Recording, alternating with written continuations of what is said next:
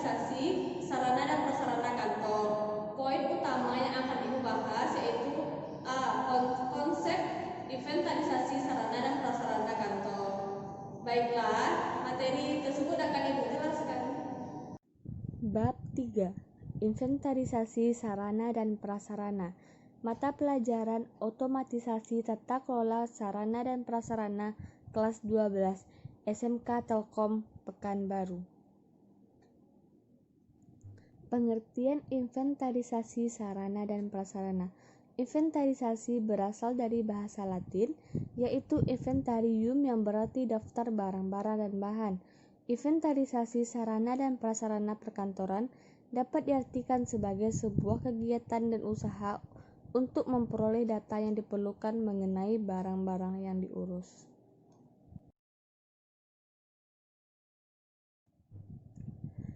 Tujuan inventarisasi sarana dan prasarana. Ada beberapa tujuan inventarisasi sarana dan prasarana perkantoran, yaitu sebagai berikut.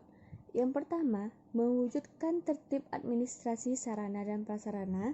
Yang kedua, menghemat keuangan kantor, baik dalam hal sistem pengadaan, pemeliharaan, serta penghapusan sarana dan prasarana perkantoran. Yang ketiga, sebagai pedoman dalam penghitungan kekayaan suatu perusahaan dalam bentuk material. Yang keempat, memudahkan dalam mengawasi serta mengendalikan sarana dan prasarana yang dimiliki oleh suatu kantor. Manfaat inventarisasi sarana dan prasarana kantor. Manfaat dari adanya inventarisasi sarana dan prasarana perkantoran ialah sebagai berikut.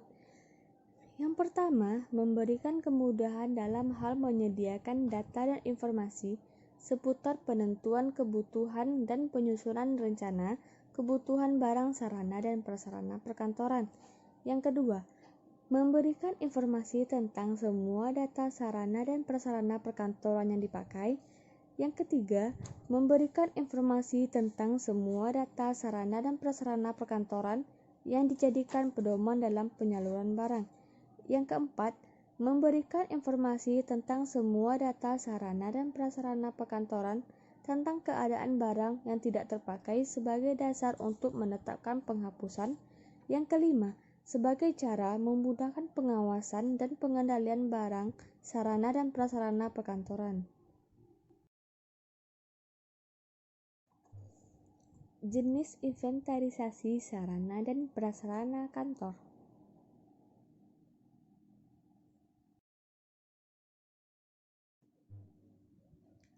Pengadministrasian barang inventarisasi. Pengadministrasian barang inventarisasi terbagi 3. Yang pertama, buku induk barang inventarisasi. Yang kedua, buku golongan inventarisasi. Yang ketiga, buku catatan barang non-inventarisasi. Yang pertama, buku induk barang inventarisasi. Buku induk barang inventarisasi adalah buku tempat mencatat semua barang inventaris yang sudah dimiliki oleh suatu kantor atau suatu organisasi di lingkungannya. Berikut ialah contoh dari tabel yang digunakan untuk mencatat buku induk barang inventarisasi. Yang pertama diisi dengan identitas, nama, dan alamat. Pada tabel, nomor 1 diisi dengan nomor urut. Diisi dengan nomor menurut urutan pembukuan barang inventaris ke dalam buku induk barang inventaris sesuai dengan bukti penyerahan barang. Kolom kedua, tanggal pembukuan, diisi sesuai dengan tanggal pencatatan barang ke dalam buku induk barang inventaris. Kolom ketiga, kode barang, diisi sesuai dengan tabel klasifikasi kode barang inventaris. Kolom keempat, nama barang, diisi sesuai dengan istilah bahasa Indonesia yang sudah dibakukan. Kolom kelima, keterangan barang, diisi dengan merek, tipe, nomor, dan ukuran. Kolom keenam, kuantitas, diisi dengan jumlah barang inventaris yang dibukukan. Kolom ketujuh, nama satuan, diisi sesuai dengan sebutan yang berlaku, misalnya setel, lembar, M2, dan lain sebagainya.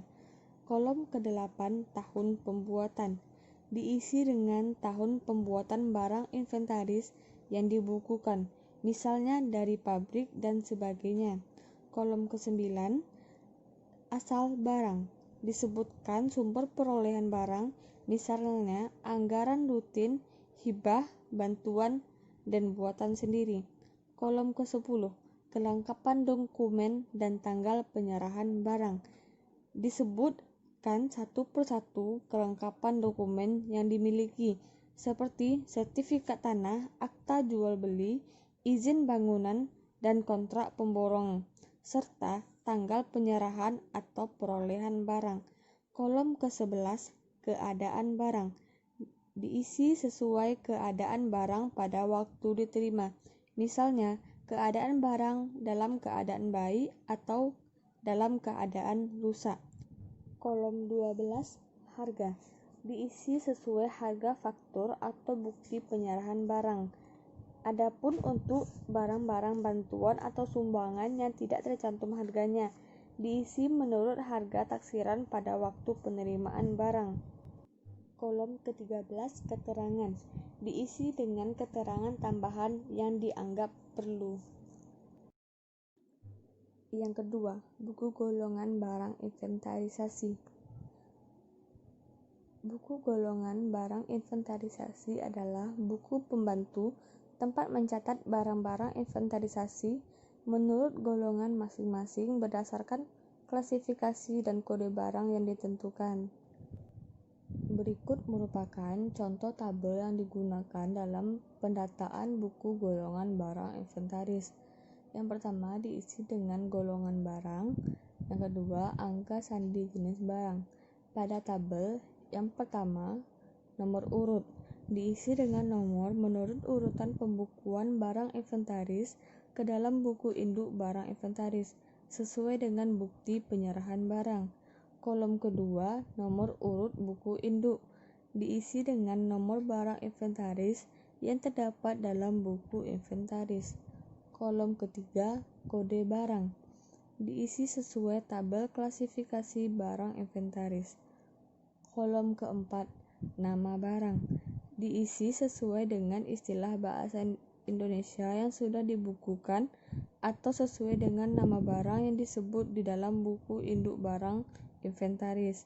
Kolom kelima, keterangan barang, diisi dengan merek, nomor, tipe, dan ukuran. Kolom keenam, kuantitas, diisi dengan jumlah barang inventaris yang dibukukan.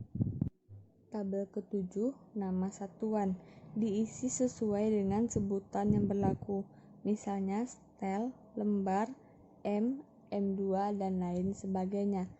Kolom ke-8 tahun pembuatan, diisi dengan tahun pembuatan barang inventaris yang dibukukan, misalnya dari pabrik dan sebagainya. Kolom ke-9 keadaan barang, diisi sesuai keadaan barang pada waktu diterima, kondisi barang yang diterima dalam keadaan baik atau dalam keadaan rusak. Kolom ke-10 harga, diisi sesuai harga faktur atau bukti penyerahan barang. Adapun untuk barang-barang bantuan atau sumbangan yang tidak diberikan harganya, diisi menurut harga taksiran pada waktu penerimaan barang. Kolom ke-11 lokasi, dicatat keterangan fungsi barang sebagai alat teknis pendidikan, misalnya alat praktik dan alat penelitian percobaan. Bagi unit kantor, dicatat tempat barang tersebut dipergunakan sebagai alat kantor. Kolom ke-11 keterangan, diisi dengan keterangan tambahan yang dianggap perlu. Yang ketiga, buku catatan non-inventarisasi. Buku catatan non-inventarisasi ialah buku tempat mencatat semua barang non-inventarisasi yang dimiliki oleh suatu kantor. Berikut tabel yang digunakan dalam buku catatan barang non-inventaris. Pada kolom pertama diisi dengan nomor urut, diisi dengan nomor menurut urutan pembukuan barang non-inventaris ke dalam buku catatan barang non-inventaris berdasarkan bukti penyerahan barang. Kolom kedua, nama barang, diisi dengan nama barang sesuai dengan istilah bahasa Indonesia yang sudah umum. Kolom ketiga, keterangan barang, diisi dengan nomor kartu stok yang diberikan kepada barang yang sudah dibukukan. Kolom keempat, keterangan barang, diisi dengan merek, nomor, tipe, dan ukuran yang dapat memperjelas ciri khusus dari barang yang dibukukan. Kolom kelima, kuantitas, diisi dengan jumlah barang non-inventaris yang dibukukan. Kolom keenam, nama satuan, diisi dengan sebutan yang berlaku.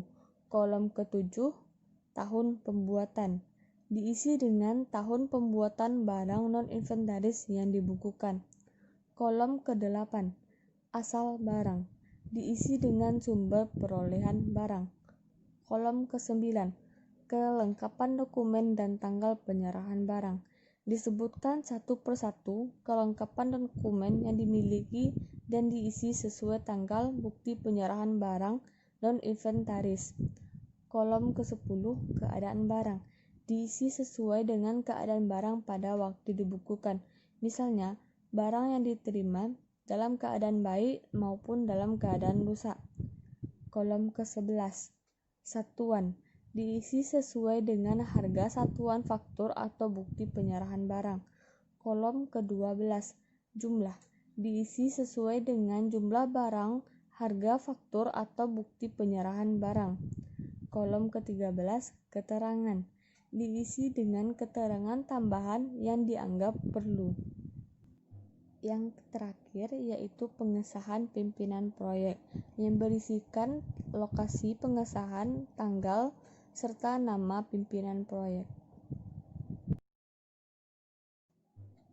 Format barang inventaris. Barang-barang tidak habis pakai dicatat dalam buku induk dan golongan barang inventaris, sedangkan barang-barang habis pakai dicatat dalam buku catatan barang non-inventaris. Klasifikasi dan kode barang inventaris. Perhatikan klasifikasi kode barang inventaris kantor berikut. Kolom pertama, kode golongan, peralatan dan mesin dengan kode 02. Kolom kedua, kode bidang, bidang alat kantor dan rumah tangga dengan kode 06. Kolom ketiga, kode kelompok, alat rumah tangga dengan kode 02.